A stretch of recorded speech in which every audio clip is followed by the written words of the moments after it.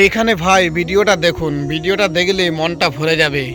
যেখানে এক প্রকারের মানুষ হিন্দু মুসলমান করে করে আজ দাঙ্গা ফাসাদ, রাহাজারি, ব্যবচারী, মারামারি, খুনো খারাপি ইত্যাদি ইত্যাদিতে লেগে আছে। কেউ মসজিদ ভাঙছে, কেউ মাদ্রাসা ভাঙছে, কেউ খানকা ভাঙছে, হ্যাঁ কেউ বলা করাচ্ছে জয় শ্রীরাম বলো। আর সেখানে এই আমাদের একজনা ভাই দেখো, সেখানে একটা ব্যক্তি মুসলমান নামাজ পড়ছে, আর নামাজ পড়া অবস্থাতে সেখানে কি করলেন যে ওই সময় তিনি ছাতা নিয়ে যাচ্ছেন। কারণটা কি জানেন?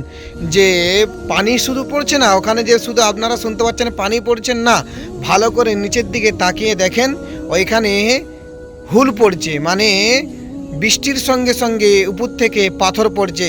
আর সেখানে মানুষটা নামাজরতভাবে রয়েছে, আর সেই জায়গায় নামাজরতভাবে থাকা অবস্থাতে এই মানুষটা কিন্তু একবারের জন্য নিজে ভাবলো না যে ওই মানুষটা নিজে মরছে মরুক, আমি অন্তত কেন মরতে যাব। এই হিন্দু ভাই, শিখ ভাই একবারের জন্য ভাবলো না, নিজে না ভেবে একটা ছাতা নিয়ে ওই যে নামাজ পড়ছে মুসলমান ভাইটা তার কাছে গিয়ে তাকে ওই ছাতাটাকে মাথায় দিয়ে আশ্রয় দিচ্ছে। হ্যাঁ, এটার নামই তো ধর্ম।